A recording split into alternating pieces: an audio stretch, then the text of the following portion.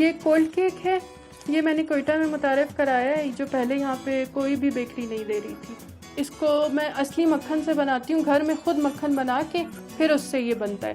जो भी कहता है ऑर्डर, फिर उसको या तो इस तरह लॉग की शक्ल में दे देती हूँ, या फिर अगर कोई कहता है कि गोल बना दिया जाए तो गोल भी बना के दे देती हूँ।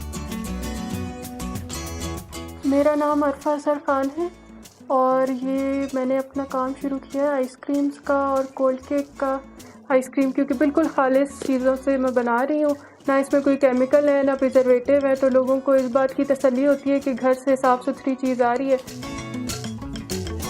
कोयटा में 40 नए फ्लेवर्स इंट्रोड्यूस कराएँ आइसक्रीम के, जो पहले कोयटा में कहीं भी नहीं मिल रहे थे, और होममेड आइसक्रीम है। तमाम रेसिपीज़ मेरी अपनी होती हैं। इन चीज़ों का ख़्याल इस तरह है कि मुझे ख़ुद आइसक्रीम का बहुत ज़्यादा शौक़ है, शुरू से मुझे आइसक्रीम खाने का बहुत ज़्यादा शौक़ है।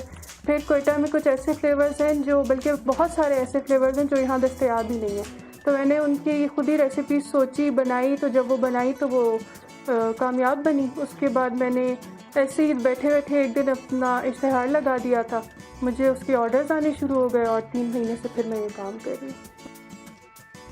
सीखा मैंने किसी से भी नहीं है, बस खुद ही से ट्राई करती हूँ, जो फिर सही बन जाती है फिर उसको आगे मैं इंट्रोड्यूस करा देती हूँ।